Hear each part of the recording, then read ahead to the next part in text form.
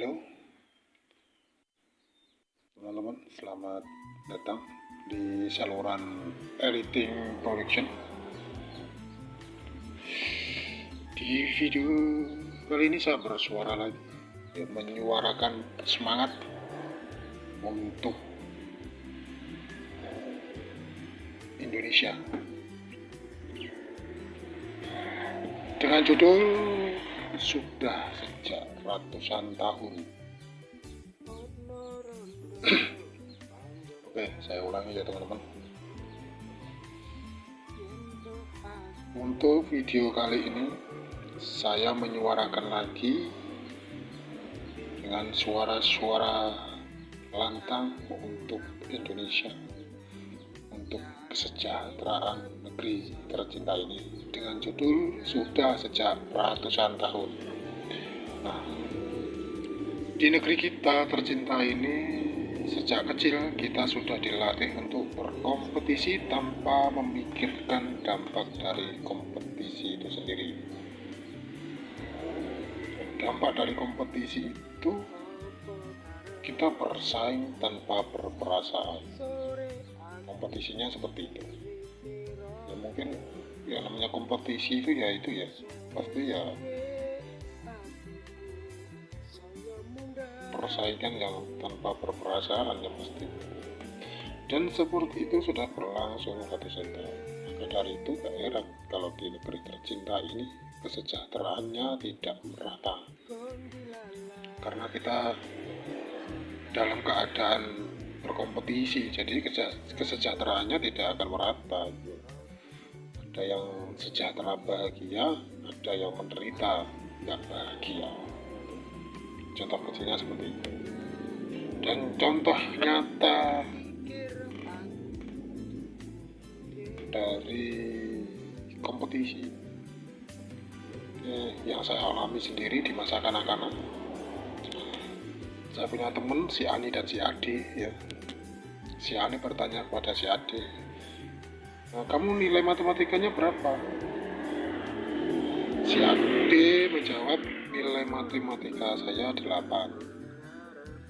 Terus si Ani bicara lagi, "Saya cuma dapat nilai 6, tapi IPA saya 9 gitu.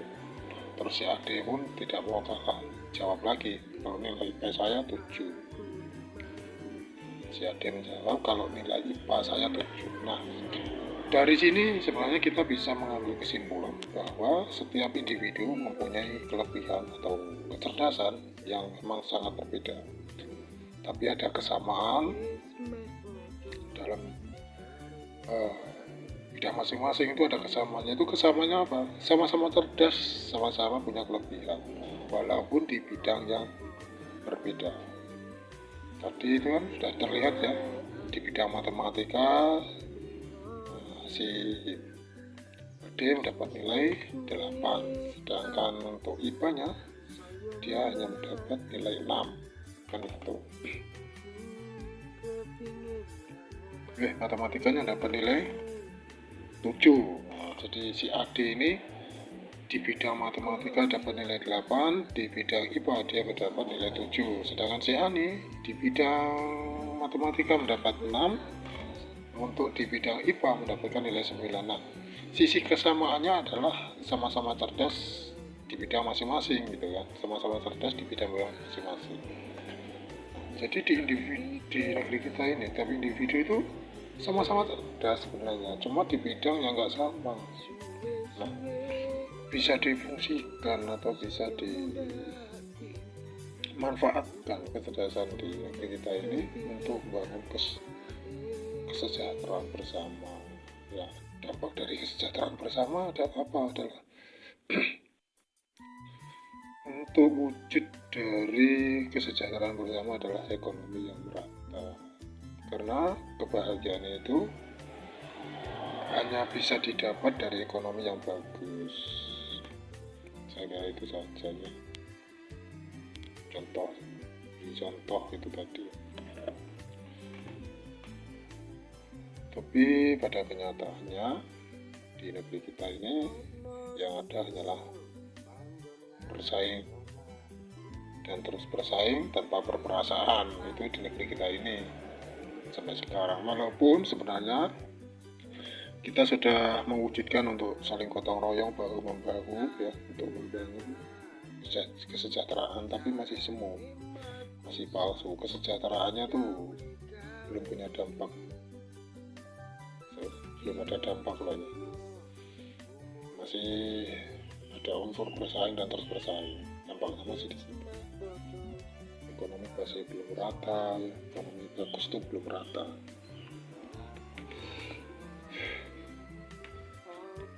Dan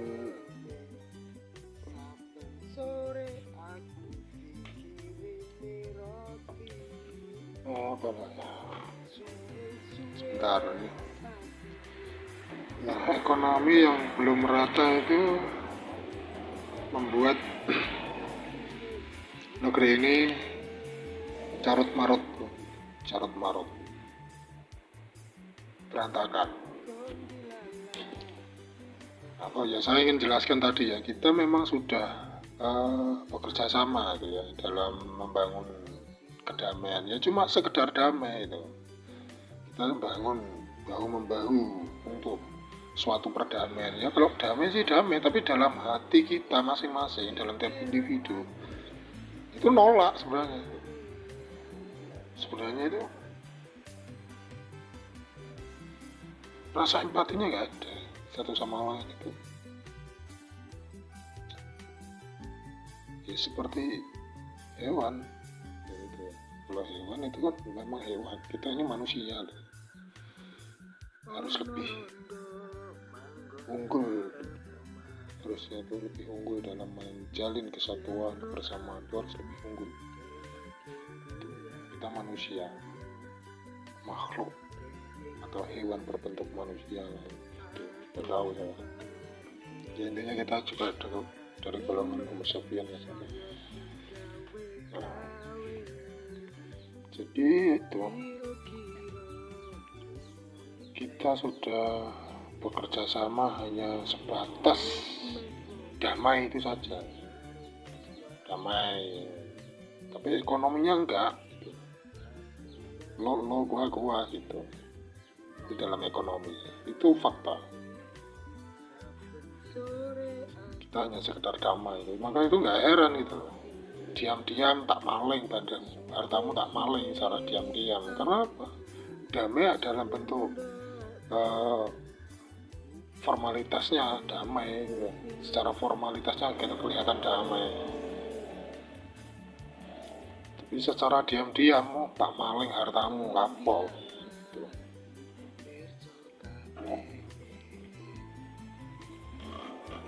Karena memang gotong royongnya hanya sebatas damai, tapi tidak punya dampak untuk ekonomi lebih bagus itu belum ada sampai sekarang. Yang menderita itu memang masih sangat banyak kok, gitu. Yang benar-benar menderita itu bukan sedikit, di negeri kita ini banyak sekali. Artinya kan ekonomi yang bagus itu gak merata, hanya dikuasai oleh golongan-golongan tertentu. Ekonomi bagus itu hanya dikuasai oleh golongan-golongan tertentu gitu. Kita membangun cuma sekedar damai, ngapain gitu. Maka itu gak heran nanti hartamu tak maling ya. Gak heran kayak gitu itu. Harusnya itu punya dampak untuk ekonomi yang lebih bagus. Harusnya itu damai itu harus punya dampak untuk ekonomi lebih bagus di negeri ini. Jangan hanya sekedar damai, sopan. Enggak seperti itu. Kenyataannya masih banyak orang-orang kelaparan, orang-orang yang tidak memiliki apa-apa, malah yang makin kaya jadi menjadi raja tanah. Itu banyak contoh-contoh seperti itu, banyak sekali. Itu namanya apa? Bersaing dan terus bersaing tanpa berperasaan namanya. Saya kira itu saja yang saya suarakan di video kali ini, teman-teman. Dengan tujuan untuk merubah keadaan di negeri ini. Nanti suara ini terpakai atau enggaknya ya seenggaknya bisa jadi buah pemikiran, ambil positifnya, jangan jadikan makar, tapi ambil positifnya, karena makar itu adalah kita pada dasarnya kita suka ribut kalau jadi makar. Tapi kalau jadi buah pemikiran, apa yang dibicarakan di video ini tidak akan menjadi konflik, ya, tidak akan menjadi konflik di antara kita, ya. Tapi kalau memang sengaja suka ribut, bisa menjadi konflik karena ini makar, gitu ya. Intinya makar itu karena kita suka ribut, itu tadi, ya. Terima kasih saya ucapkan untuk teman-teman semua yang sudah menonton dan mendukung saluran ini. Salam sukses dan salam bahagia sejahtera. Thank you.